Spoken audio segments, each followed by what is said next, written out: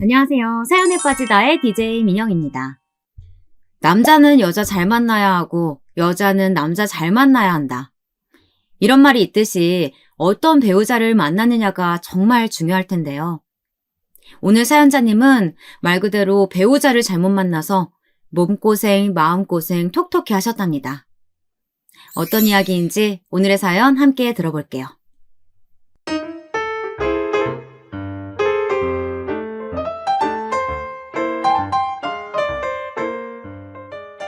안녕하세요. 저는 서울에 사는 30대 남성입니다. 사연 유튜브를 듣다 보니 제가 살아온 인생도 참 허무하고 어이가 없어서 한번 제 이야기를 써보려고 합니다. 저는 꽤 어린 시절에 결혼을 했습니다. 대학 재학 중에 군대를 다녀오고 바로 졸업해서 취업도 상당히 빠르게 했죠. 고등학교 때부터 공부를 잘해서 나름대로 명문대에 갔고 학점관리나 스펙관리도 열심히 잘한 편이었기 때문에 대기업 좋은 부서에도 쉽게 취직을 했습니다. 아시겠지만 중소기업과 대기업은 초봉에서 큰 차이가 나죠. 저는 대기업 중에서도 초봉이 상당히 높은 곳으로 갔기 때문에 어린 나이에 제법 큰 돈을 받으면서 다녔습니다. 초봉이 이미 월 500 근처였으니까요. 사실 제가 발버둥을 치면서 대기업까지 들어갔던 건 돈에 대해서 한이 많았기 때문이었습니다. 저희 집은 그리 어려운 집안은 아니었어요. 아버지는 공무원이셨고 어머니는 평범한 가정주부셨죠. 돈도 그리 넉넉하지도 않고 너무 모자라지도 않은 평범한 집안이었습니다. 하지만 아버지가 무척 근검절약하시는 분이셨는데 솔직히 말하자면 궁상에 가까울 정도로 인색한 분이셨습니다. 집에서는 휴지 한 장도 마음대로 쓸 수가 없었죠. 방에 있어도 저녁이 되면 8시에는 무조건 불을 꺼야 했습니다. 그나마 고등학생이 되니 공부한다고 밤 10시까지는 허용해 주셨지만 전기세 아끼기 위해서는 난방기구도 쓰면 안 된다고 하시고 한겨울에 집안에서 패딩을 입고 다니는 것도 흔한 일이었습니다. 어머니도 거의 차가운 물로 설거지를 하고는 하셨고 저희도 찬물로 샤워를 했어요. 아침에 일어나면 싸늘하게 추운 방 안의 공기가 그렇게 싫을 수가 없었습니다. 그래서 전 아버지처럼 돈돈하면서 처자식한테 아쉬운 소리 하고 싶지 않아 애초에 돈을 많이 벌고 싶었어요. 돈을 아예 많이 벌어버리면 근검절약이라는 명목하에 가족들을 고생시키지 않아도 되니까요. 그 후 저는 계획대로 또래 친구들보다 훨씬 잘 벌면서 잘 쓰고 살았습니다. 어머니한테도 몰래 용돈도 찔러드릴 수 있었고 동생한테도 공부 열심히 하라고 밥을 사줄 수 있었죠. 그래도 돈이 남았기 때문에 무척 행복했어요. 그리고 열심히 여자 소개를 받으면서 다니기도 했습니다. 또 하나의 희망이 빠른 결혼이었기 때문이에요. 남자들은 원래 돈을 잘 벌게 되고 나면 그 다음은 자기 가정을 가지고 싶은 욕심이 드는 게 자연스럽지 않습니까? 그러다가 저는 다니던 헬스클럽 관장님한테 필라테스 강사 한 사람을 소개받았습니다. 당시에는 요가하고 필라테스를 같이 가르치는 선생님이라고 하더라고요.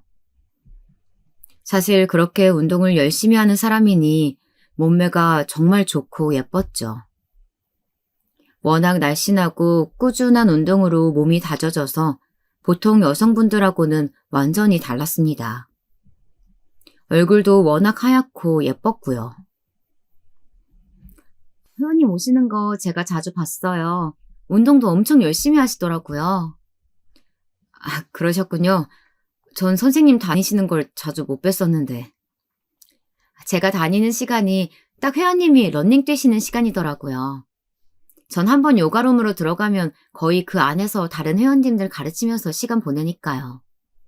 따로 들여다보지 않으면 저를 보시기가 힘들죠. 새로 옮겨간 지 얼마 안 된 헬스클럽은 아주 호화스러운 곳이어서 헬스클럽 안에 요가와 필라테스 룸까지 다 따로 있었어요. 저는 거의 매일 창밖을 보면서 열심히 러닝을 뛰거나 집중해서 근력 운동을 했기 때문에 우리 헬스클럽에 이렇게 미인인 선생님이 있다는 건 전혀 몰랐죠. 그리고 저희는 따로 만남을 가지면서 점차 더 친해져 갔습니다. 선생님은 워낙 미인이었기 때문에 따로 말 거는 회원들도 많았는데 그때마다 제가 하던 운동도 그만두고 다가가서 가르치고는 했죠. 선생님도 제가 마음에 든 눈치였고요. 결국 저희는 정식으로 사귀기 시작했고 사귄 지 한 반년 정도 만에 제가 청혼을 했습니다. 선생님, 이제는 여자친구가 된 그녀는 무척 기뻐하면서 제 청혼을 받아주었고요. 저는 사실 자신이 있었어요. 대기업에서 잘 나가는 직원이기도 하고 아버지는 공무원이셨으니 집안도 꿀릴 것이 없었습니다. 워낙 아버지께서 근검절약해서 살아오신 덕분에 집의 재산도 모자랄 것이 없었고요. 그래서 저희는 상견례 전에 서로 집안을 찾아뵙기로 했습니다. 저희 집에서는 예쁜 며느리감을 보시고는 처음에는 좋아하셨는데 요가와 필라테스 강사라고 하니 조금 난처해 하셨어요. 어르신들은 사실 그런 직종에 대한 인식이 그리 좋지 않은 편이니 어쩔 도리는 없었죠. 아버지는 며느리감이 예쁘긴 한데 너무 낭비가 심할 것 같다고 생각하시면서 저를 말리셨어요. 너 얼굴 뜯어먹고 결혼 생활하는 거 아니다. 적당히 소박하면서 아껴 쓸 줄 아는 여자 골라야 돼. 아버지, 저는 지금 제 여자친구 사랑합니다. 전 여자친구를 사랑하는 거지 얼굴 때문에 같이 살려는 게 아니라고요. 이 녀석아, 네 여자친구가 못생겼어도 처음에 네 눈을 끌었겠냐? 그건 아니었겠죠. 하지만 지금은 마음으로부터 그 친구 사랑합니다. 전 포기 못해요. 그러다가 너 아내 되는 사람이 사치로 전부 털어먹으면 어쩌려고 그러는 거냐? 네가 아무리 대기업 직원이라 돈을 많이 벌어도 결국 바닥이 드러나게 되어 있어. 그러지 않을 겁니다. 물론 돈을 아끼는 편은 아니지만요. 그건 저도 마찬가지입니다. 저도 돈 쓸 때는 아낌없이 쓰니까요. 아내도 물질적으로 풍요롭게 해줄 겁니다. 아버지는 저를 아무리 설득해도 먹히지 않을 거라는 걸 눈치채고는 포기하셨습니다. 저는 자라면서 항상 저희 아버지와 어머니가 참 답답했거든요. 아버지는 너무 빡빡하게 모든 것을 아끼려 드셨고 어머니는 언제나 그런 아버지 말에 순종했습니다. 어머니는 다정하고 온화한 분이었지만 그래서 더욱이나 아버지한테 눌려서 사셨죠. 저는 그러고 싶지 않았습니다. 전 제 아내나 아이 돈 걱정 안 하게 하고 살고 싶습니다. 저는 아버지한테 정색하고 그렇게 말씀드린 뒤 그대로 결혼 절차를 진행했습니다. 여자친구는 저희 집에 왔다 가고 나서 조금 걱정하는 눈치였어요. 아버지가 자기를 좋아하지 않는다는 걸 안 거였죠. 아버님 좀 무서워 보이셨어. 나 싫어하시는 거 아니지? 아니야, 무슨. 며느리 사랑은 시아버지라는데 그럴 리가 있어? 그런데 굉장히 엄격한 분위기셔서 말씀도 잘 못 드리겠더라. 우리 아버지 원래 그런 편이셔. 성격이 좀 가부장적이고 단호하다고 해야 할까? 돈 아끼는 거 좋아하시고 전형적인 옛날 남자라서 그래. 그렇구나. 내가 뭐 주의해야 하는 건 없지? 아버지 앞에서는 그냥 다 수긍하고 얌전히 있으면 돼. 아, 그리고 뭐 샀다는 말씀은 안 드리는 게 좋아. 아버지가 돈 쓰는 걸 엄청 싫어하시거든. 저는 아버지께 그렇게 말씀드리기는 했지만 그래도 여자친구와 부모님 사이에 갈등이 일어나는 건 싫었기 때문에 그렇게 말을 해두었습니다. 결혼하면서 다른 것들은 전부 좋았어요. 저희 부모님도 더 이상은 말씀하지 않으셨고 여자친구도 부모님 앞에서는 입을 엄청 조심했으니까요. 저와 데이트하면서 먹은 저녁 메뉴조차도 쉽게 말하지 않아서 부모님하고는 그리 크게 갈등이 날 일이 없었습니다. 저희 집에 가끔이라도 갈 때에는 꼭 소박한 옷에 소박한 가방을 들어서 아버지도 아직은 반신반의하셨지만 그래도 여자친구에게 조금 더 호의적이 되셨더군요. 그런데 장모님을 뵈었을 때 좀 의아했던 일이 있었습니다. 아유, 어서 오게 김서방. 어쩜 이리 잘생겼어? 상견례 전에 장모님께 처음으로 갔던 날이었죠. 몇 년 전 장인어른이 돌아가셨기에 예비 처가에는 예비 장모님과 여자친구만 살았습니다. 남동생도 있다는데 지금은 따로 살고 있다더군요. 지방에서 일을 한다면서요. 장모님은 자식들만 보고 평생 살아오셨다고 하더라고요. 아내가 요가 강사이자 필라테스 강사 일을 하면서 벌어온 돈이 전부라서 집은 좁고 낡은 곳이었습니다. 우리 집이 좀 누추하지? 이런 곳으로 오라고 해서 미안해. 그래도 명색이 처가인데 좀 더 편하게 쉴 수 있는 곳이면 좋았을 것을. 아닙니다, 장모님. 그런 말씀 마세요. 장모님 집인데요. 그리고 곧 제 처가가 될 거고요. 그래. 우리 딸 정말 잘 부탁하네.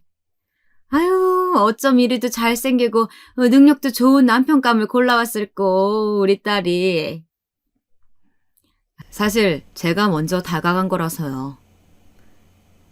장모님은 상다리가 부러져라 음식을 차려놓고는 저를 환대해 주셨습니다. 대기업 직원에 능력도 있고 잘생겼다며 칭찬해 주시는 그 말이 듣기 싫었다고는 말할 수 없겠습니다.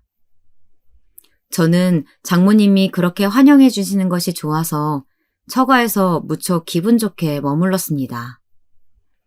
여자친구도 자연스럽게 제 옆에서 시중을 들어주면서 마치 제가 이미 결혼해서 한참이나 된 것 같은 기분이 들기도 했고요. 자연스럽게 느껴지는 안정감과 자랑스러움에 저는 이 결혼이 무척 기뻤습니다. 옆을 돌아보면 아내는 흰 피부에 너무 예쁜 사람이었고 장모님은 조금 드세 보였지만 저를 정말 아끼시는 얼굴이었으니까요. 이제는 우리 딸이 고생을 안 하겠구먼. 사위를 일이 좋은 사람 얻었으니까. 사실 말이 그렇지. 우리가 여태까지 참 고생을 많이 했어. 엄마, 그런 말을 왜 해? 아니, 사실이 그렇지. 뭐 속이고 살 것도 아닌데 어떤가? 안 그런가, 김서방? 물론이죠. 가정사를 숨길 게 뭐가 있겠습니까? 사실 여자친구한테서 다 들은 이야기긴 했습니다. 여자친구는 어렵게 살아왔다면서 특별히 그런 걸 저한테 숨기고 결혼하고 싶지 않다고 했으니까요. 그런 여자친구의 말을 저는 참 고맙게 들었습니다. 사실 그렇게 어렵게 자라나서인지 여자친구는 제가 사주는 작은 물건들에도 많이 고마워했고 저는 그렇게 예쁘게 자라난 여자친구가 참 좋았습니다. 그래서 명품이나 그런 것들도 잘 사주었죠. 여자친구는 사실 절약을 잘하거나 그런 성격은 아니었습니다. 사고 싶은 것이 있으면 당장 사야 했고 본인 말을 들어보자면 충동 조절이 잘 안 된다고 했거든요. 작은 문구나 커피나 이런 것들을 참 많이 사서 낭비를 하고는 했습니다. 너무 오랜 시간 없이 살아서 수중에 돈이 있으면 자기가 갖고 싶은 걸 사고 싶은 충동을 못 참는다고 하더라고요. 사실 여태 우리 집에는 TV 하나도 제대로 된 걸 못 사놨어. 참 슬프지 않은가? 아, 그렇군요. 처가의 TV는 조금 낡은 것이었습니다. 하지만 저희 집에 걸린 것보다는 상태가 훨씬 나아 보였는데 장모님의 말에 그렇지 않다고 할 수가 없어서 그냥 저는 고개를 끄덕였습니다. 저희 회사에서 TV를 직원가에 할인해서 파는데 그거 좀 사다 드리겠습니다. 어머나, 정말인가? 세상에, 난 그런 뜻으로 한 말은 아니었는데. 고맙네, 김서방. 장모님은 너무 기쁘게 박수를 치면서 웃으시더군요. 저는 그냥 예비 처가에도 별 생각 없이 TV를 선물할 수 있는 저 자신의 능력이 자랑스럽기도 하고 뿌듯하기도 해서 웃고 말았습니다. 장모님은 그 후에도 세탁기나 집 낡은 거나 그런 것들에 대해 한탄하셨는데 그냥 한탄이시라고 생각했어요. 너무 그런 말이 길어져서 나중에는 제가 화제를 슬쩍 돌리기도 했죠. 그리고 저희는 결혼해서 정식 부부가 되었습니다. 결혼식장에서 웨딩드레스를 입은 아내가 너무 예뻐서 친구 녀석들이 아내 친구라도 어떻게 소개시켜줄 수 없냐고 성화를 부렸던 것도 제가 참 뿌듯했어요. 저는 아내가 그렇게 예쁘고 소중하게 자기 관리 잘하면서 우아한 가정주부가 되어주기를 바랬습니다. 저희 어머니처럼 너무 일만 하시고 아끼고 절약하느라 손톱이 깨져도 그냥 밴드로 감고 마는 그런 사람이 되기를 바라지는 않았죠. 어머니는 좋은 분이었지만 동시에 무척 궁성맞은 아줌마이기도 했으니까요. 제 곁에 있는 여자는 누구보다 총명하고 깔끔한 여자였으면 좋겠다. 언제나 제가 어머니를 보면서 했던 생각이었습니다. 그런데 결혼하고부터 아내는 정말 자유롭게 돈을 쓰기 시작했습니다. 제 경제권을 완벽하게 넘겨주고 저는 용돈만 받아 쓰기로 했으니까 처음에는 아내가 돈을 어떻게 쓰는지도 몰랐습니다. 어느 날 보니 아내가 식기 세트를 완벽하게 바꿔서 처음 보는 예쁜 그릇으로 식사를 내주더군요. 이거 새로 산 거야? 응, 홈쇼핑에서 세트로 팔길래 요즘 예능이나 드라마에도 많이 나오는 그릇이야. 너무 예쁘지? 그러네, 예쁘다. 밥맛도 더 좋은 것 같아. 예쁜 그릇에 담긴 음식과 앞에 앉은 예쁜 아내. 저는 돈을 버는 보람이 느껴져서 뿌듯했고 입맛도 좋아지는 기분이었습니다. 아내는 그런 식으로 조금씩 주변 물건들을 바꾸고는 했죠. 사실 나중에 알고 보니 금전적으로는 그리 조금씩이 아니었던 게 문제였지만요. 그리고 결혼한 지 몇 달이 지나지 않아서 아내는 저에게 말을 꺼냈습니다. 자기야, 나 혹시 사업 좀 하게 해줄 수 있어? 사업? 너무 의외인 말이라서 저는 눈을 크게 뜨고 아내를 돌아보았죠. 아내는 어깨를 으쓱했습니다. 나 예전에 알던 요가랑 필라테스 강사들 모아서 필라테스 클럽 하나 열려고. 어디에? 강남에 내가 받은 자리 있어. 거기 열면 완전 잘 나갈 거야. 강남? 그럼 엄청 비쌀 텐데. 그러니까 돈을 좀 대줄 수 있냐고 물어보는 거야. 내가 괜히 물어보겠어? 제가 놀란 얼굴이자 아내는 괜히 툴툴거렸습니다. 저는 처음에는 너무 금액이 커서 안 된다고 고개를 저었지만 아내는 월세는 자기가 어떻게든 하겠다며 보증금만 대달라고 졸랐죠. 사실 아내는 워낙 예쁘고 강사로 일한 경력도 길어서 그 경력을 그냥 사장하기에는 아까운 감은 있었습니다. 하지만 어디 좋은 학원에 강사로 들어갈 것을 권했지. 설마 정말 자기가 원장이 될 줄은 몰랐어요. 저는 제 명의로 사놨던 작은 구축 빌라 하나를 팔고 모아놨던 적금을 털어서 아내에게 줬습니다. 그 예쁜 아내가 그리도 졸라대는데 제가 무슨 힘이 있을까요? 저는 아내가 수익을 거둘 것은 기대도 하지 않았고 너무 힘들면 보증금 절반 이상 까먹지 말고 얼른 사업 접으라고 했습니다.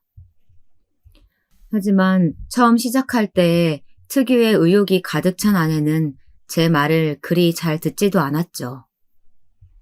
그리고 반년 정도가 흘렀습니다.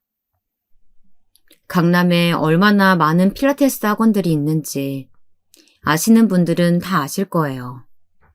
이미 유명한 강사들이나 인기 있는 학원들이 즐비한 곳이죠. 거기서 아내가 한정된 자금을 가지고 살아남기는 힘들었을 겁니다. 아내는 처음 얼마간은 전단지도 돌리고 홍보도 하면서 힘내보려고 했지만 사실 제가 해준 보증금도 강남에서 버티기에는 정말 그리 많은 돈은 아니었죠. 아무리 대기업 직원이라고 한들 월급쟁이가 모아봐야 얼마나 되겠습니까? 게다가 아내가 잡은 자리는 강남 한복판의 가시성 좋은 곳이라 도저히 더 버틸 수 없을 정도의 월세였죠. 저는 아내에게 빨리 사업을 접으라고 재촉했습니다. 이미 보증금을 엄청나게 까먹은 상태라서 그냥 그대로 모은 돈이 허공으로 증발할 지경이었으니까요. 정말 이럴 거야? 자기가 돈 조금만 더 못해주면 나 더 버틸 수 있어. 잘 될 수 있다고. 아니 자기야, 더는 내가 돈이 없어 정말로. 나 돈 벌어야 된단 말이야. 잘 벌고 싶어. 내가 벌잖아. 그러니까 그냥 사업은 욕심내지 말고 있어. 자기가 대출해서 나 주면 되잖아. 난 프리랜서라서 대출 안 나온단 말이야. 그래주면 안 돼? 그때 처음으로 제가 아내의 요구를 거절했던 것 같네요. 아내는 제가 돈 주는 것을 거절하자 며칠이나 화가 나서 방문을 닫고 저를 투명인간 취급했습니다. 저는 지쳐갔지만 결국 아내는 자기 사업이 망했다는 것을 인정하고 폐업한 채로 돌아왔죠. 그리고 얼마 안 있어 우리는 화해를 했고 아기가 들어섰습니다. 아내는 임신을 알게 되고 나서 저한테 말했죠. 나 임신했으니까 걱정 없이 돈 쓸 수 있게 해줘. 나 우리 아기만큼은 정말 최고로 키우고 싶어. 그래 알았어. 내가 정말 많이 벌어다 줄게. 들어보니까 요즘 아기 키울 때는 월 1,000만 원도 우습게 든다더라. 월 1,000? 지금 월급으로는 너무 모자라기는 할 것 같아. 아내는 걱정스럽다는 듯이 한숨을 쉬었습니다. 제 월급은 당시 초봉보다 조금 올라서 600 근처까지 되어 있었지만 월 1,000만 원에는 정말 너무 한참 모자랐죠. 하지만 저는 아내에게 돈 걱정은 절대 시키고 싶지 않았습니다. 월 1,000만 원 내가 어떻게든 만들어서 가져다 줄게. 정말? 믿어도 돼? 당연하지. 나만 믿어. 내가 투잡 뛰어서 최대한 많이 돈 벌어다 가져다 줄게. 저는 절대로 제 처자식 입에서 돈 모자라다는 이야기가 나오게 하고 싶지는 않았습니다. 아마도 아내는 돈이 모자라다고 생각해서 사업을 하려 했었던 것 같았고요. 그게 싫었던 저는 그날로 투잡할 수 있는 거리들을 알아보기 시작했습니다. 주식은 제가 잘 몰랐고 부동산도 바로 성과가 나는 투자처는 아니었고 그리고 대기업에서 제 업무만 알았던 저는 할 수 있는 부업이 많지 않아서 대리기사를 뛰어보기로 했습니다. 제일 친한 친구들은 그 이야기를 듣고 미쳤냐는 반응을 보이더군요. 야, 네가 지금 월 600 가까이 벌고 있는데 거기다가 대리까지 뛴다고? 왜? 와이프가 월 1,000원 있어야 애 키우기 좋다고 하더라고. 꼭 가져다 주고 싶어. 야, 네 와이프 좀 이상하다. 아무리 애를 키운다고 해도 그렇지. 그리고 아직 애 낳지도 않았고 겨우 하나잖아. 무슨 천이 들어. 나중에라도 천이 들 수 있다는 거지. 그러니까 지금부터 열심히 벌어다 가져다 줄 거야. 야, 니네는 입대지 마. 내 마누라가 원하는 거 내가 다 들어주고 싶어서 하는 거니까. 야, 정말 이건 열려도 아니고 뭐라고 해야 되냐? 열서방님? 진짜 장난 아니다. 너같이 좋은 서방님 만난 거 니네 와이프 알긴 아냐? 야, 쟤네 와이프 엄청 미인이잖아. 그런 미인하고 살려면 그 정도는 해야지. 나도 그런 와이프랑 살면 대리라도 뛰어서 월천 벌어다 주겠다. 야, 재수 씨한테 걸리면 등짝 엄청 맞을 소리 아니냐, 그거? 지금 없잖아. 뒤에서는 나라님 욕도 하는데 뭐. 친구들은 욕과 놀림, 장난을 섞어가며 말했지만 저를 걱정해 주었습니다. 사실 저도 친구들의 걱정이 일리가 있다는 생각은 했었죠. 하지만 아내는 정말 사랑스러운 사람이었고 제가 남편이자 가장으로서 당연히 처자식에게 넉넉할 정도의 돈을 벌어다 주어야 한다고 생각했습니다. 그리고 아내라고 해서 반드시 돈 1,000을 가져다 준다고 다 쓸 사람은 아니라고 생각했죠. 뭐 돈이 남으면 당연히 차분하게 저축해서 모으지 않을까 했죠. 저는 돈을 버는 데만 집중하고 아내는 잘 쓰고 모으면 그게 우리의 미래의 보탬이 될 테니까요. 그래서 저는 회사에 비밀로 하고 대리를 하기 시작했습니다. 투잡해보신 분들은 아시겠지만 정말 체력적으로 많이 힘들거든요. 저는 젊다고 처음에는 그리 힘들 것으로 예상하지 못했다가 시작한 지 한 달여 만에 완전히 파김치가 되어버렸습니다. 아내는 그런 제게 이것저것 좋다는 걸 먹으라고 해주었죠. 자기 이렇게 힘들어서 어떡해? 아니야. 그래도 이렇게 벌어서 우리 미래가 행복해질 수 있으면 되는 거지. 우리 아기 태어나면 정말 최고로만 해주면서 살자. 옷도 먹을 것도 전부 아주 최고급으로만 해줄 거야. 아내는 태어난 아기와 행복하게 살 생각에 더할 나위 없이 기뻐했습니다.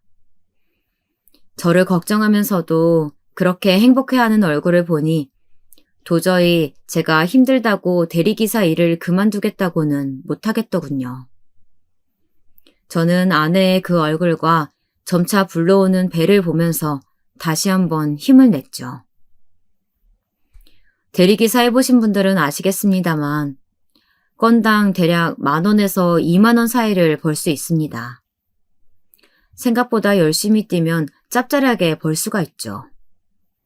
저는 당시 월 1,000,000원을 채우겠다는 생각으로 정말 열심히 뛰었습니다. 퇴근하고 새벽까지도 계속 일을 했고 젊음만 믿고 모든 힘을 짜내서 일을 하고는 했죠. 그런데 대리 일을 하다 보니 정말 웃지 못한 일들도 많았습니다. 제가 평상시 대기업 직원으로 일하면서 아쉬운 소리 할 일이 뭐가 그리 있었겠습니까? 하지만 대리기사를 하다 보니 정말 별 수모를 다 당하기도 했어요. 어느 날은 새벽에 번화가 쪽에서 콜이 떠서 거기로 달려갔습니다. 거기서 기다리고 있는 것은 술에 잔뜩 취한 어느 중년 남자였죠. 그 사람은 다름 아닌 거래처 직원이었습니다. 평소 저한테 항상 슬슬 기면서 잘 봐달라고 하는 사람이었죠.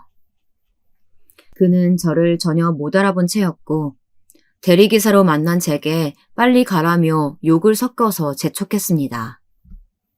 야, 빨리 가, 빨리! 운전 개같이 하지 말고! 너 내가 집 가는 거리까지 재서 잘못 운전하면, 너 죽는다. 알았어? 네. 저는 혹시라도 그 사람이 저를 알아볼까봐 황급히 후드를 쓰고 운전석에 탔습니다. 그 직원한테 평소에 그리 좋지 않게 대했기 때문에 만약 들킨다면 저희 회사에 알리지 않는다는 보장이 없었거든요. 그 거래처 직원은 술에 취한 채로 뒷자리에서 거래처 욕을 해댔습니다. 그 사람 기준에서 거래처였으니까 저희 회사도 포함이었죠. 담당인 저를 포함해서 저희 회사에 대해 욕을 쏟아내면서 그 직원은 쌍욕을 해댔고 저는 그걸 다 들어주면서 운전을 했습니다. 차 안에는 고약한 냄새가 가득하고 몸은 피곤하고 거래처 직원은 다름 아닌 저한테 욕을 해대고 참 고역이더군요. 손님 다 왔습니다. 야, 벌써? 네, 손님. 그 직원은 비틀거리면서 일어나 차 문 밖으로 나왔습니다. 저는 후드를 푹 눌러쓰고는 얼굴을 가리려고 했죠. 하지만 그 사람은 팁을 주겠다며 저를 불러세웠고 비틀대면서 지갑을 꺼내 지폐를 꺼냈습니다. 월급도 적은 사람이 무슨 팁인지. 하지만 준다니 마다할 필요가 없었고 돈이 필요했던 저는 후드만 눌러쓴 채로 슬금슬금 그 사람 앞으로 갔습니다. 비틀대면서 지폐를 꺼내 저에게 준 그 직원은 고개를 갸웃거리더군요. 뭐야, 이 얼굴 어디서 본 것 같은데 너? 아닙니다, 손님. 아니긴 뭐가 아니야. 맞는 것 같은데. 순간 식은땀이 죽 흐르더라고요. 팁 몇 푼 받으려고 손님한테 괜히 가까이 갔다가 알아볼까봐 정말 너무 무섭더라고요. 저는 그냥 뒤로 물러서서 급하게 돈만 받아서 도망치듯이 가버렸습니다. 그 사람은 뒤에서 연신 너 누구냐고 아는 사람인 것 같다고 말하고 있었죠. 저는 집에 와서 정말 식은땀이 흐르더군요. 당황한 채로 집에 들어와서 물을 마시고 있는데 잠을 자던 아내가 나와서 신경질을 냈습니다. 지금 뭐 하는 거야? 이 밤에 왜 이렇게 시끄럽게 들어와서 냉장고를 여닫어? 미안, 자고 있었지? 그래. 임신해서 지금 얼마나 예민하고 자기도 힘든데 어쩜 이렇게 사람이 배려가 없어? 미안해. 그게 아니다. 나중에 얘기하자. 저는 제 사정을 아내에게 하소연이라도 하고 싶었지만 아내는 당시 임신해서 배가 잔뜩 불러져 있는 상태라 뭘 말할 수 있는 때가 아니었습니다. 임신하면 여자들은 워낙 예민해지잖아요. 그래서 저는 그냥 당황스러웠던 일은 저 혼자 삼키기로 했습니다. 대리기사 일과 월급을 합쳐서 정말 많은 돈을 아내에게 가져다 줬습니다. 아기가 태어나고 시간이 흐르면서 승진하고 연봉은 더 높아졌고 거기에 대리까지 뛰니 거의 월 1,000에 가까운 돈을 가져다 줄 수 있었죠. 제가 대리기사 일과 회사 일로 정말 잠도 제대로 못 자는 사이 아내는 아기를 낳아서 육아 때문에 지쳐갔습니다.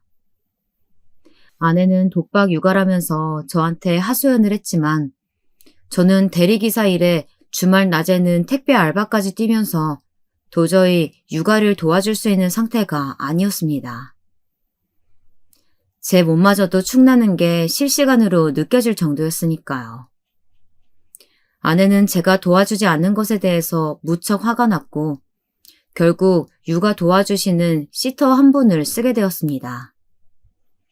시터 한 사람 쓰는 것만 해도 거의 월 200이 넘게 나가더라고요. 겨우 아기 하나 돌보는데 그 정도의 돈이 들어간다니 정말 무릎에 힘이 빠졌습니다. 차라리 제가 집에 머물면서 육아를 도와서 돈을 아낄까 싶었지만 그렇다고 해서 제가 당시 하던 대리기사나 다른 부업을 전부 그만두면 그 이상의 돈이 들어오지 않을 게 뻔했죠. 아기가 아직 어리니까 어린 시절만 지나고 나면 시터를 종일 쓸 필요는 없을 테니 조금만 더 버티면 될 거라고 생각했습니다. 게다가 아내는 환경이 좋아야 한다면서 월세가 정말 높은 아파트로 이사를 가서 더욱이나 돈이 모자랐죠. 그렇게 몇 년이 훌쩍 흘렀습니다. 부업의 종류를 바꾸면서도 저는 월 1,000은 가져다 주려고 계속 노력했죠. 아내는 그 노력을 아는지 모르는지 아이를 키우면서 계속 저한테 돈이 너무 모자라다고 불평을 했습니다. 저는 회사 동료들과 이야기를 나눠봐도 사실 그렇게 돈이 모자란 이유를 잘 모르겠더군요. 아니, 우리 회사 월급이 얼만데 돈이 모자라대? 하지만 김 과장 아기 하나뿐이잖아. 뭐 아직 어리기도 하고. 그러게 말입니다. 새는 돈이 많은 건지 뭔지. 팀장님이나 팀원들하고 이야기를 해보아도 그랬죠. 사실 다른 동료들은 모두들 제가 부업을 한다는 사실을 모르거나 알아도 모르는 척 해주었기에 월 1,000만 원을 가져다 준다는 것은 몰랐습니다. 하지만 저희 회사 월급만 해도 상당히 높았기 때문에 당연히 다들 의아해했죠. 그럴 리가 없을 텐데. 우리 집만 해도 고등학생 하나, 중학생 하나인데 멀쩡하게 잘 쓰고 있어. 뭐 물론 저축이야 잘 못하긴 하지만 그거야 애들 과외하고 학원 보내느라 어쩔 도리가 없고. 그런데 김 과장은 아직 아기 어린이집 다닐 나이 아닌가?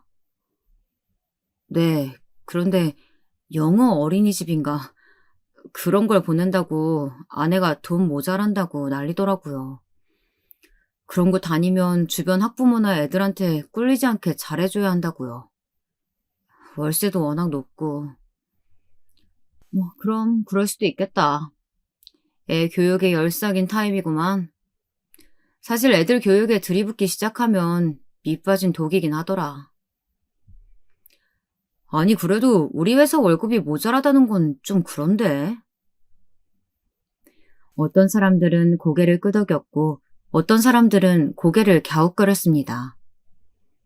저도 좀 의아하긴 했지만 그래도 사랑하는 와이프한테 가계부를 보여달라고 할 마음은 없었어요. 어쨌든 집안 경제권은 아내에게 주기로 제가 결심한 바 있고 소비는 아내가 알아서 해야 한다고 생각했으니까요. 그로부터 얼마 지나지 않았을 때 아내가 말했습니다. 여보, 이제 시트 안 쓸 거야. 그래? 이제 당신이 하려고? 엄마가 와서 도와주신대. 엄마가 도와주면 나도 괜찮지 뭐. 여태까지 아내는 아이 육아가 힘들다며 종일 시터를 써왔습니다. 하지만 장모님이 도우러 와주신다니 참 반가운 일이었죠. 그간 장모님은 몸이 아프셔서 여러 가지로 아내가 신경을 써야 했고 그래서 시터도 쓸 수밖에 없는 상황이었어요. 장모님 몸은 이제 괜찮으신 거지? 그동안 내가 엄마 엄청 좋은 거 해먹였잖아. 그래서 훨씬 나아졌어. 이제 나 도와줄 거래. 와이프는 빵긋거리며 웃었습니다. 아이를 낳고 나이를 먹었어도 아내는 여전히 하얗고 이뻤죠. 저는 이제 장모님이 와서 도와주시면 제 부담이 한결 덜어지겠구나. 아내도 돈 모자라다는 소리는 덜하겠구나 싶어서 한시름 놓았습니다. 하지만 웬걸, 제 예상은 완전히 빗나갔습니다. 장모님이 오신 이후로 오히려 돈 모자라다는 말을 하는 사람이 한 명 더 늘어난 것이었습니다.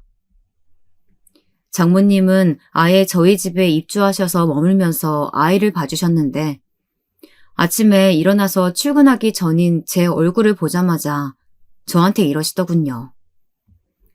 김서방, 정말 고생이 많아. 그런데 요즘 너무 살림 쪼들리는 거 아닌가? 네? 그게 무슨... 아니, 월 1,000만 원도 못 번다면서 요즘 애 기르면서 그 정도 돈으로 어떻게 살 수가 있어. 우리 애가 고생이 말이 아니야. 얼굴 상한 것 좀 보게나. 네? 하지만 장모님, 월 1,000만 원이 저희 친구들도 흔히 보는 액수는 아닌데. 자네 친구들은 다 빈민층만 있나?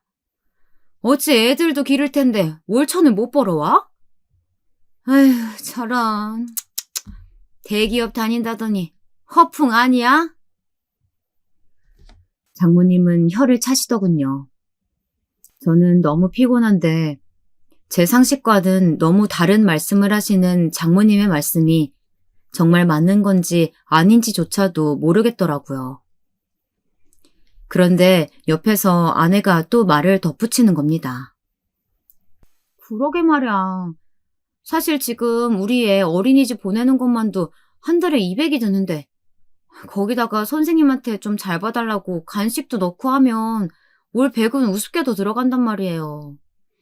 옷이랑 먹을 거랑 하면 아휴, 애한테만 500 넘게 들어가고 월세는 또 얼마나 높아. 나 결혼한 다음에 피부 관리 한 번도 못 받아서 그거라도 한 달에 한두 번 받으려면 거기에 또 돈 들고 운동 조금 하면 거기 또 돈 들고 사실 월천이 그렇게 많지는 않아요. 적자 안 나게만 하려고 해도 너무 힘든데. 아니, 정말이야? 그럼 여보, 내가 거짓말이라도 해서 당신 등골 빼먹으려는 것처럼 보여요? 우리 가족이에요. 서로 같이 벌고 쓰는데 내가 왜 그런 소리를 해요? 세상에, 정말 요즘 물가 엄청나네. 그렇죠. 게다가 애한테 드는 돈이 너무 많아서 그래요. 난 우리 애만큼은 정말 최고로 해주고 싶어서요. 그건 맞아. 맞는 말이지. 저는 저 어릴 적을 생각해내면서 다시 한번 아이에게 모든 것을 최고로 대우해주고 싶다는 생각을 되새겼습니다. 아내 역시 피부 관리며 운동이며 천역적보다 훨씬 더 호화롭게 다니도록 해주고 싶었죠. 하고 싶은 건 뭐든지 할 수 있도록 해줘야 제가 가장으로 사는 의미가 있을 것 같았습니다. 그래서 저는 몸에 무리가 가고 있었지만 부업을 그만둘 생각을 하지 않고 계속 이어갔습니다. 하지만 아무리 애를 써도 평범한 직장인의 벌이는 월 1000을 넘을 수가 없었습니다. 그러는 동안 아이는 커갔고 아내와 장모님이 돈이 모자란다는 우는 소리는 점점 더 심해져 갔죠. 아내는 슬퍼하면서 자기가 사고 싶은 가방 하나도 제대로 못 산다고 했습니다. 장모님은 그런 아내가 너무 안쓰럽다면서 계속 저를 타박하고 능력에 대해 의심을 표하셨죠. 사실 남자로서는 그런 말들이 가장 크게 상처가 되는 건데 말입니다. 최대한 아무리 애를 써도 아내와 장모님을 만족시키기에는 역부족이었습니다. 저는 너무 힘들었지만 아무한테도 말을 할 수가 없어서 혼자 술을 마시고는 했죠. 밖에서 술을 마실 돈도 모자라서 저는 싸구려 백반집에 가서 소주 한 병을 추가로 시켜서 한 잔 마시는 정도밖에 할 수가 없었습니다. 그런데 저는 이런 사정을 제일 가까운 친구 한 명한테 이야기하게 되었습니다. 도저히 아버지와 어머니에게는 말할 수가 없었는데 혼자 이런 고민을 안고 있다가는 정말 환자가 되겠더라고요. 그 친구는 변호사라 워낙 논리적인 사람이었고 제가 제정신인 건지 아닌 건지를 잘 말해줄 수 있을 것 같았어요. 야, 월 1000만 원이 그렇게 수입이 작은 거냐? 난 진짜 이해가 안 간다. 어떻게 내 와이프나 장모님이나 하나같이 돈이 그렇게 모자라다고 할 수가 있지? 어떡해. 애 하나야. 애 하나 키우는데 이렇게 돈이 많이 드는데 다른 사람들은 어떻게 사는 거야? 너 아직 애도 어린데 월 1000이 모자란다고 한다고? 친구는 뭔가 심각한 얼굴이 되더군요. 직장 사람들과는 달리 그 친구는 저와 정말 친한 사이였고 그래서인지 더 심각하게 제 이야기를 받아들이는 것 같았습니다. 좀 이상한데? 월 1000이 애 하나 키우는데 모자랄 리가 없어. 너 와이프가 돈 너무 많이 쓰는 건 아니고? 확인 좀 해봐야 돼. 가계부 보여달라고 해봤어? 가계부는 따로 안 쓰는 것 같더라고. 그리고 남자가 치사하게 어떻게 가계부 검사하겠다고 그러냐? 가계부 검사가 아니라 돈이 너무 비상식적으로 많이 빠져나가면 거기에 대한 상의는 해야지. 네 와이프 가정이기도 하고 네 가정이기도 하잖아. 왜 말을 안 해? 해봤어. 그런데 와이프가 자기 적정하게 잘 쓰고 있다고 의심하는 거냐고 자꾸 상처받는 얼굴을 해서. 상처는 무슨 상처야. 서로 얘기 잘 해서 대화로 풀면 되는 거지. 헛소리 하지 말고 제대로 대화해봐. 아, 그런데 와이프 친정에 돈 셀 구석은 없는 거지? 돈 셀 구석? 그게 뭐야? 뭐 사업하는 남자 형제가 있다든지 장인어른이 도박을 한다든지 그런 거 말이야. 장인어른은 아예 안 계시는데. 순간 아내의 동생, 그러니까 처남이 사업을 한다는 사실을 기억해냈습니다. 처남은 지방에 내려가 따로 살았기 때문에 지금까지 사실 몇 번 보지도 못한 사람이었죠. 아내나 장모님은 처남과 별로 교류가 없는 것처럼 말을 했습니다. 사실 저도 처남을 잘 몰랐죠. 하지만 그때 당시 처남이 부동산 관련 사업을 한다는 말을 들었는데 대체 어떤 것인지도 듣지 못했습니다. 처남이 사업을 하긴 해. 무슨 사업? 부동산 관련이라는데 난 잘 몰라. 위험한데. 너 한번 잘 알아봐. 그쪽으로 돈 세고 있을 가능성 엄청 높아. 너 여태까지 뼈 빠지게 일한 거 여태 제대로 모으지도 않고서 거기로 다 세버렸으면 어쩔 거야? 그럴 리가 있겠냐. 그래도 아내가 월 몇백씩은 적금 넣고 투자하고 그래서 돈 모자란다고 그렇게 말했었단 말이야. 말만 듣고 어떻게 알아. 너 한번 알아봐. 너 그거 마누라가 돈 작정하고 빼돌려서 친정에 밀어넣은 거면 내가 이혼 소송 알아봐 줄 수 있어. 저는 고민이 되었습니다. 사실 제가 월급을 받아 전부 아내가 카드를 가지고 썼고 저는 의식적으로라도 제 재정 상태를 알려고 하지 않아왔죠. 그게 마치 아내에 대한 불신의 증거 같았기 때문입니다. 하지만 친구의 말을 듣고 보니 그럴듯하다고 여겨져서 저는 아내에게 물어봤습니다. 그런 건 갑자기 왜 물어요? 그냥 친구가 자기 와이프가 그렇게 투자를 잘해서 돈을 잘 모은다고 해서. 그 친구는 돈 잘 벌어다 주나 보죠. 그러니까 돈을 모을 것도 있었겠지. 제가 모은 돈이 얼마 되냐고 물었더니 아내는 갑자기 몹시 불쾌한 표정이 되었습니다. 저는 저도 모르게 위축이 되었지만 그래도 알아야 할 건 알아야 한다고 생각이 되었죠. 그래서 끈질기게 물어보았습니다. 친구 월 800도 못 벌어. 그런데 잘 모았대. 당신은 지금 어디 투자하고 있어? 주식이랑 이것저것. 왜 자꾸 물어요? 아니, 궁금해서 그래. 내가 벌어다 준 돈 어디다 쓰이나? 전부 당신 애 키우느라 쓰이고요. 뭐 월천 그까짓 거 누구 코에 붙인다고 모은 돈이 얼마나 되냐고 해요, 자꾸? 내 명의로 해놨어? 당연히 내 명의로 해놨죠. 그래야 투자할 때 돈 넣고 빼기가 편하니까. 그렇구나. 아내는 절대 말해주지 않으려는 눈치였습니다. 저는 본능적으로 뭔가 있다고 직감하고 아무래도 제가 스스로 알아봐야겠다고 생각했죠. 그날 밤 저는 아내의 지갑과 신분증과 도장을 빼내서 다음날 회사 휴가를 내고 은행으로 가서 재정 상태를 알아보았습니다. 증권사, 은행, 이곳저곳을 돌아다니면서 알아보았는데 놀랍게도 아내 앞으로는 마이너스 통장이 500만 원 있더군요. 제 앞으로도 아무런 돈이 없었고 마이너스 통장이 1000만 원짜리가 있었습니다.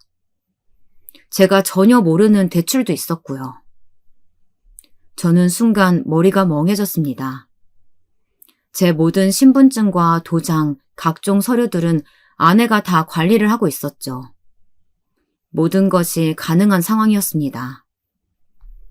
저는 제 통장의 인출 내역과 입금, 송금 내역을 살펴봤습니다. 대부분이 아내가 자기 통장으로 입금하거나 한 내역이었지만 살펴보던 중 낯익은 이름 하나가 눈에 띄더군요. 처남이었습니다. 그제야 친구가 한 말이 사실인 게 드러났죠. 한 달에 1,000만 원. 제가 몇 년 동안 계속해서 몸이 부서져라 벌어온 그 돈이 죄다 처남 밑으로 들어가 버린 거였습니다. 아마도 그것도 모자라서 제 앞으로 대출까지 받아서 처남에게 줘버린 거였겠죠. 저는 그 자리에서 일어나 아내와 장모가 있을 집으로 향했습니다.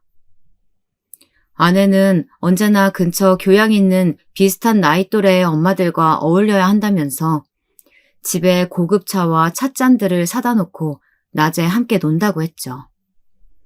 장모 역시 거기에 끼어 앉아서 수다를 떤다고 했습니다. 제가 집 문을 열자 과연 안에서는 시끄럽게 여자들이 떠드는 소리가 들려오더군요.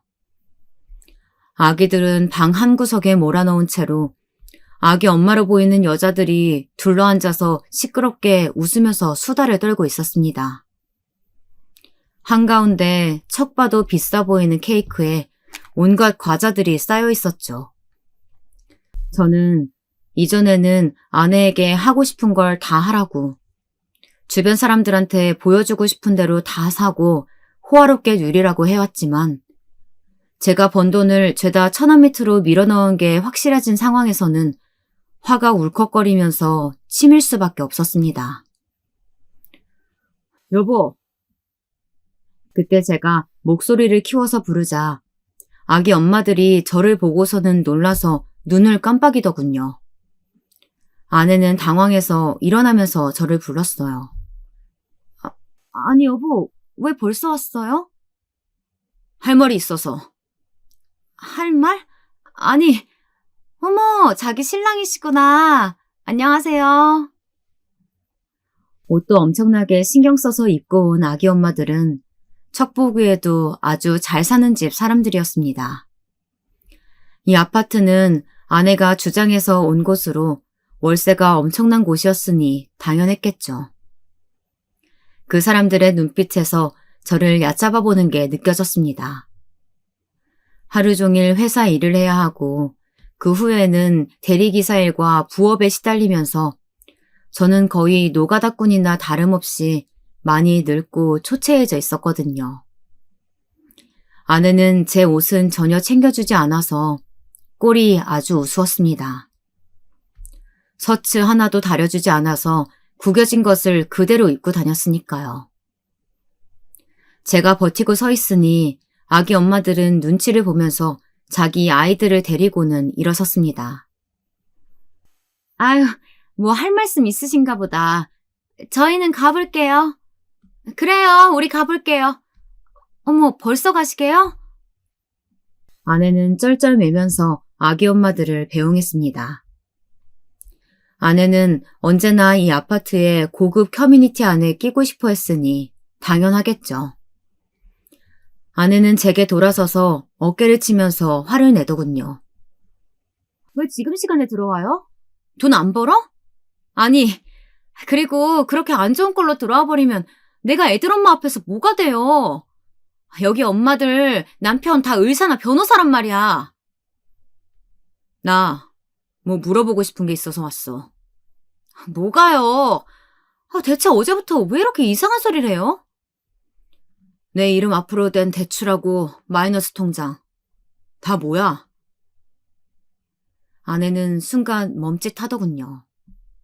당황한 게 얼굴에 보였어요. 뭐냐뇨? 내가 그걸 어떻게 알아요? 그럼 그걸 누가 만들었어? 내가 목욕병 환자라서 내가 나가서 만들었을까? 당신이 했겠죠. 그걸 내가 어떻게 알아요? 이제 거짓말까지 하네. 그럼 내 통장에서 처남한테 송금은 왜 했어? 그것까지 봤어요? 지금 보니까 나 의심해서 그런 거구나. 아내는 순간 큰 눈에 눈물이 그렁거렸습니다. 그 어느 때보다 더 청순하고 가련한 듯한 얼굴을 하고 있었죠. 나 못 믿는 거예요? 그래서 나한테 어제부터 그렇게 그런 질문들 하고 오늘은 나가서 그런 걸 알아보고 온 거예요? 그게 아니라, 네, 동생한테 송금했어요. 하지만 그건 그 애가 사업 어렵다고 빌려달라고 해서였고 바로 갚았어요. 그걸 알고 싶었던 거예요? 그렇게 울음으로 넘어가려고 하지 마. 사실 아내는 그 이전에도 제가 가계부 이야기를 꺼내면 이런 식으로 울고는 했죠. 자기를 의심하냐면서요. 하지만 거기에 더 이상 넘어가 줄 수가 없었습니다. 한두 푼도 아니었고 한두 번도 아니었어. 다 확인했어. 순간 아내의 얼굴이 180도 바뀌었습니다. 언제 울었냐는 듯이 표독스러운 얼굴이 되더군요. 그때 방문이 열리고 장모님이 나왔습니다. 그러지 말게, 김서방. 그거 내가 아들한테 빌려달라고 해서 그런 거야. 뭐라고요, 장모님? 사업하는 사람이잖아. 돈 잘 버는 남편이 있는데 아내가 집안 사정을 모르는 척 해야 돼? 동생이 어려워서 휘청거리는데 자네 그렇게 매정한 사람이었나? 장모님은 오히려 저한테 큰 소리를 쳤습니다. 솔직히 저는 너무 어처구니가 없었죠. 장모님은 되려 제가 무정하고 피도 눈물도 없는 사람이라면서 소리를 고래고래 질렀습니다. 어떻게 그렇게 사람이 어려운 처남한테 먼저 돈 도와주겠다는 말은 못하고 오히려 도와줬다고 화를 낼 수가 있나? 사람이 그러면 안 되는 거야. 그래서 제가 그간 벌어온 월 1,000만 원을 죄다 장모님 아드님 밑으로 넣어주신 겁니까? 누가 죄다 넣어줬다고 하는 거야? 무슨 소리야? 아니요. 이건 제가 좀 알아봐야겠습니다. 처남이 부동산 사업한다고 했죠? 혹시 처남 명의로 전부 부동산 사놓고 빼돌리신 거 아닙니까? 그게 무슨 소린가? 무슨 말이에요, 여보? 내가 애도 있는데 어떻게 그런 짓을... 내가 돈 잘 벌 때까지는 쓸모가 있으니까 같이 있으려고 했겠지. 그 후에는 애 나한테 버리고 이혼하려고 했던 거 아니었어? 잘 생각해보니 아내와 장모님의 이상한 행태들이 하나씩 끼워 맞춰지기 시작하더군요. 아내는 원래도 돈을 많이 쓰는 타입이었고 결혼 전 친정에도 돈은 전혀 없었습니다. 그런데 어느 날 장모님이 자기 집을 샀다고 자랑하더군요. 그리고 처남 사업이 잘 되고 있다면서 장모님이 조만간 그쪽으로 갈 거라는 말도 들었었어요. 희한하죠. 저와 아내가 결혼한 후 갑자기 장모님은 번듯한 집이 생겼고 사업한다고 이름만 걸어둔 채 제대로 일도 못하고 지방을 떠돈다던 처남은 갑자기 잘 나가기 시작했습니다. 어려워서 돈을 보내줬다는 말과는 달리 그동안 처남에게 대한 말은 자랑만 들어왔거든요. 저는 금융 서류들을 전부 쥐고 자리에서 일어났습니다. 그동안 빼앗긴 돈은 어쩔 수 없었지만 더 이상 돈을 내주고 싶은 생각은 들지 않았어요. 이혼하자. 뭐라고요? 잠깐만요, 여보. 아니, 내가 동생한테 돈 말도 안 해고 보낸 건 잘못했어요. 잠깐만. 근데 급하게 그러지 말아요. 아니, 됐어. 이제 몇 년 동안 당신한테 속은 걸로 충분하니까. 김서방, 잠깐만. 이게 무슨 소린가? 갑자기 이혼이라니. 이번 달부터 제 월급 못 쓰십니다. 이 집은 당신 명의로 되어 있으니까 알아서 해. 월세도 당신이 알아서 내고. 뭐? 당장 아파트의 월세만 몇백이었죠. 아내는 다급해져서 저를 잡으려고 했지만 저는 징그러워져서 손을 빼버렸습니다. 아내는 급한 얼굴이 되어서 아이를 갑자기 데려와서 보여줬죠. 잠깐만요, 여보. 우리 애가 있잖아요. 애 때문이라도 이혼하면 안 되죠. 월급 안 주고 월세 내라고 하면 그냥 나가 앉으라는 이야기예요? 아이는 아무런 죄가 없었지만 저는 그저 흘깃 보기만 했습니다. 애는 당신이 가지든지 상관없어. 아무튼 오늘부로 월급은 손 못 대. 그리고 이혼 절차 들어갈 테니까 도장이나 찍어. 누가 도장을 찍어요? 나 안 해요! 미쳤어요? 당신이 안 한다고 하면 내가 하지. 이혼 소송 당하고 싶으면 마음대로 해.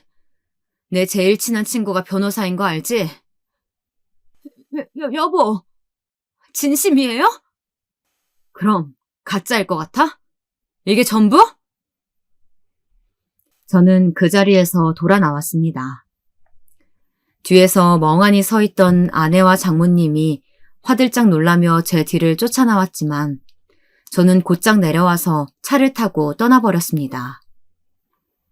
솔직히 아이 걱정은 되었지만 어차피 이혼하게 되면 저 여자는 아이를 저한테 버리고 떠날 게 뻔해서 그렇게까지 큰 걱정은 하지 않았습니다. 도리어 친권 다툼을 하면서 아이를 제가 키우고 싶다는 뜻을 비추면 아이를 이용할 거라는 생각이 들었기 때문입니다. 사실 아내를 믿었던 만큼 너무 충격적인 결과에 저도 머리가 띵했죠. 말은 그렇게 단호하게 하고 나왔지만 나오고 나서도 속으로 며칠이나 앓았습니다. 회사에 휴가를 내놓고서 거의 정신줄을 놓은 채로 지냈습니다. 그러다가 가장 가까운 변호사 친구가 저한테 전화를 했습니다. 야, 너 괜찮냐? 그냥. 아, 참. 야, 너 내 얘기도 했냐? 지금 네 와이프한테서 나한테도 연락 왔다. 뭐? 그 말에 정신이 번쩍 나서 앉게 되더라고요. 저는 일어나 앉아서 대체 무슨 일이냐고 캐물었고 친구의 말은 이랬습니다. 네 수첩 뒤져서 내 연락처 찾아냈대. 그러더니 나한테 손해배상 청구한다더라. 내가 너한테 이상한 소리를 했다고. 변호사 생활하면서 이런 일로 손해배상 청구하겠다는 여자는 처음 보겠네.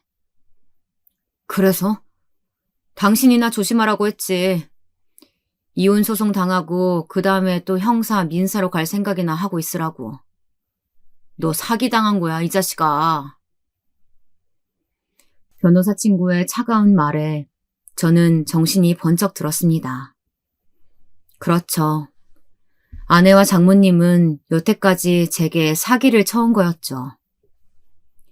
저는 한참이나 멍하니 앉아있다가 이나의 친구가 말한 대로 호텔을 빠져나와 친구를 만나러 갔습니다. 제가 법정 싸움을 하려고 한다는 사실을 어떻게 알았는지 아내와 장모님은 저를 따라와서 한참이나 울고불고 하면서 빌어댔습니다. 아내는 결국 제가 내민 이혼 서류에 도장을 찍었죠. 여태까지 가져간 돈 중 일부를 변제하겠다는 각서와 함께 말이죠. 사실 속으로는 정말 끝까지 법정 싸움을 해서라도 아내와 장모님 그리고 처남을 빈털터리로 만들어버리고 싶었지만 제 심신이 더 피폐해질 것 같아서 참았습니다. 이미 제게 갚아야 하는 돈만으로도 아내와 장모님은 상당히 힘든 나날을 보내게 될 테니까요. 벌써 이번 달 월세를 내지 못해서 집주인에게 독촉을 받고 있다고 합니다. 아내는 그러면서도 제게 서운하다는 듯이 굴었지만 저는 이제 경멸밖에 남지 않은 마음으로 그녀에게서 돌아섰습니다. 예상대로 전 아내는 아이가 지겹다면서 저에게 키우라고 데려다 놓고 가버렸습니다. 엄마가 없이 자라야 하는 아이가 씁쓸했지만 제가 열심히 키운다면 행복하게 해줄 자신은 있었으니 괜찮았죠. 그 후로 저는 좋은 여자를 만나서 재혼했습니다. 다행히도 지금의 와이프는 제 아이를 우리의 아이로 정말 소중하게 키워주고 있죠. 당시 마음 단단히 먹고 이혼을 했던 것이 정말 다행이라고 생각합니다. 제 사연은 여기까지입니다. 즐겁게 들으셨기를 바라면서 제 이야기는 이만 줄이겠습니다.